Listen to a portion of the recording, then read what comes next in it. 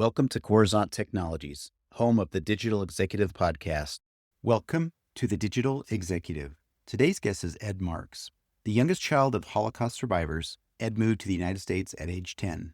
At 16, he served as a medical clinical janitor where he discovered his healthcare calling. Ed took successive positions as a combat medic, anesthesia tech, strategic planner, and technology manager. He quickly learned how the convergence of clinical, business, and digital saved lives. His passion ignited, he jumped feet first into technology and operations in the C-suite of Cleveland Clinic, NYC Health and Hospitals, Texas Health Resources, and University Hospitals.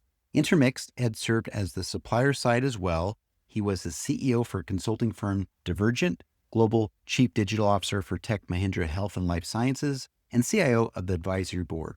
Concurrently, he served 15 years as an Army combat engineer, officer, and combat medic. Today, Ed is focused on his own advisory practice and board work. Ed does a fair amount of speaking, writing, and podcasting. Some of his bestsellers include Voices of Innovation, Healthcare Digital Transformation, and for the Mayo Clinic, Patient Experience and Diagnosed.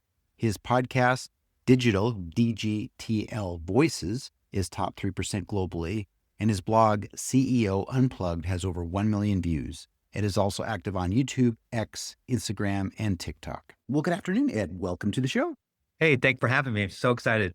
Absolutely, Ed. I am too. I appreciate it. Like I said, we share some of the same paths in our careers across healthcare and technology. I just appreciate you making the time, hailing out of Dallas there. So, Ed, jumping into your first question, your journey into healthcare started humbly as a janitor at 16 years of age. How did that early experience shape your leadership style and career philosophy today? I think it had a pretty big impact in that, as you stated yourself, the word humble, it really kept me humble, I believe. So I always looked at anyone who had any role in healthcare as being a caregiver, as an important person. And so it didn't matter what sort of level, what someone did, the fact that they were serving in healthcare made everyone equal and everyone important. So I think it was great to start out that way and understand all the different types of roles from, again, being a janitor all the way to being a CIO. And I think the second thing it sort of taught me or reinforced, I think these things were probably already in me, but it just really reinforced it all. And that is service. We are here to serve other people. And again, no particular role is better than another role. We're just all here to serve. So if that means sweeping, that means sweeping. If it means giving some anesthesia gas, that's what it means. If it means making decisions on technology, that's what it means. So all about humility and service. I love that message, really do. And I certainly can resonate and I embrace that. I wish everybody would just remember where they came from. Yes, right. Staying humble is so important. So I appreciate that, Ed.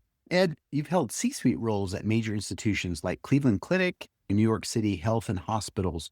What are some of the biggest lessons you've learned about driving digital transformation in complex healthcare systems?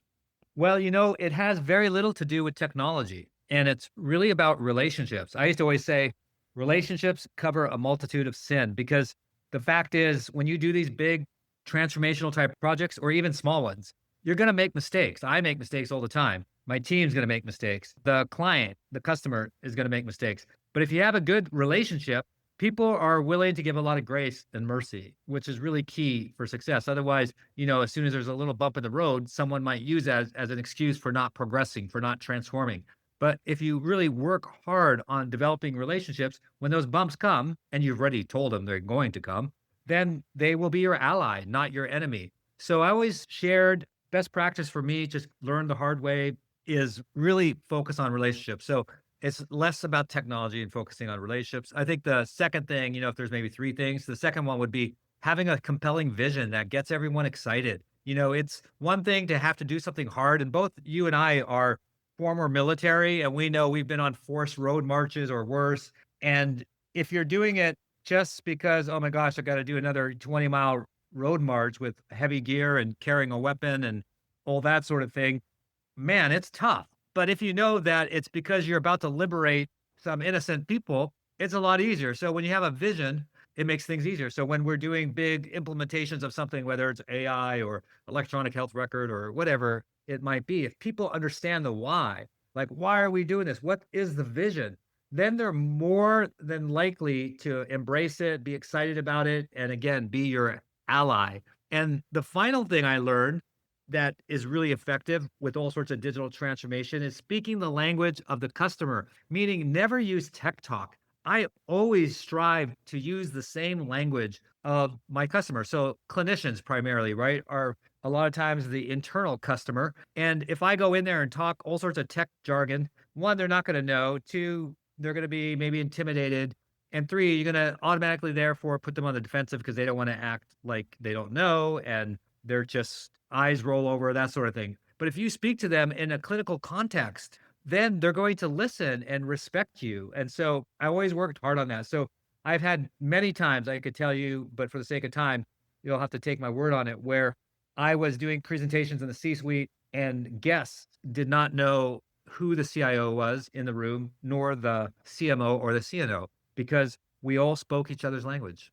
That's amazing. And that's something that I certainly embraced over time as well. If you can speak to business and not the technology, Yes. you can relate. Take it down to layman's terms. That's the best. But I like how you highlighted, and I'll real quick, three things. Relationships obviously cover a multitude of sins, meaning giving grace and mercy when the bad stuff hits the fan, as they say. But you also mentioned compelling vision that gets people excited. And I think that's so important. And obviously, we did touch on speaking the language of the customer. That's awesome.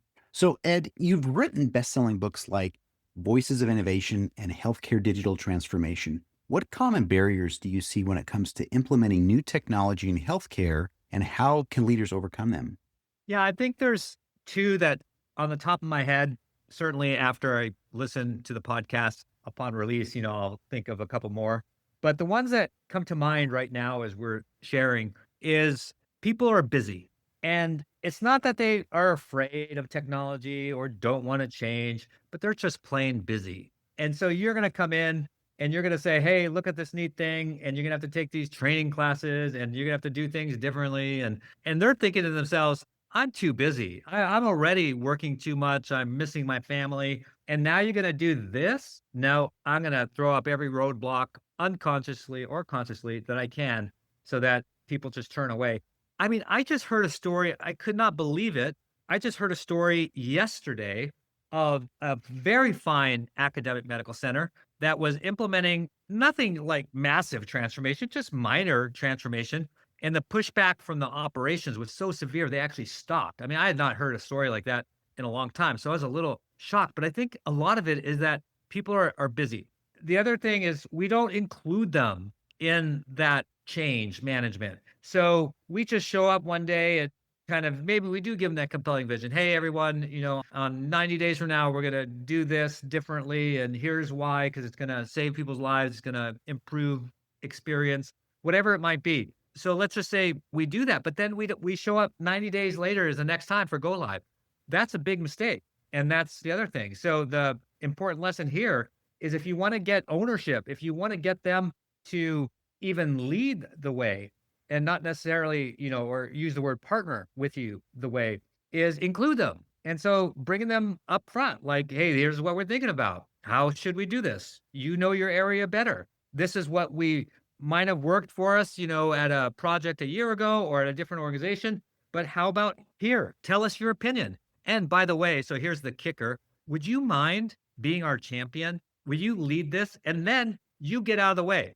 You don't become the face of this transformation. You don't want to be, this is my personal belief, you don't want to be the CIO leading transformation. If the transformation is on a clinical process, I want someone, a clinician, to lead that. Now I'll be behind them and I'll be helping them create slides, think of human-centered design principles, all that kind of stuff. But let them be out front, let them lead the way. Then you're going to get a lot less pushback because they can't point at someone and say, "Oh, it's those people in the ivory tower." No, it's one of our own. It's Dr. So-and-so. So that's the other thing. That's amazing. And thank you for sharing your experience. Obviously, some things out of the books that you've written. But yes, people truly are busy. And what I find, Ed, is that really they just, change is hard for people and they don't want something new and major. And, oh, I got to do this extra work as well. A lot of anxiety behind it, but it's important to have good change management, as you mentioned, and bring in the stakeholders early and do some communication and let them lead and be the champion of this. I think that's so, so important. And you and I both learned that, whether it's a $20 million EHR implementation or whatever it is, we want the clinicians out there leading the charge. I appreciate that. Ed, last question of the day. Looking ahead, what innovations or technologies are you most excited about that could radically reshape patient experience and outcomes over the next 5 years?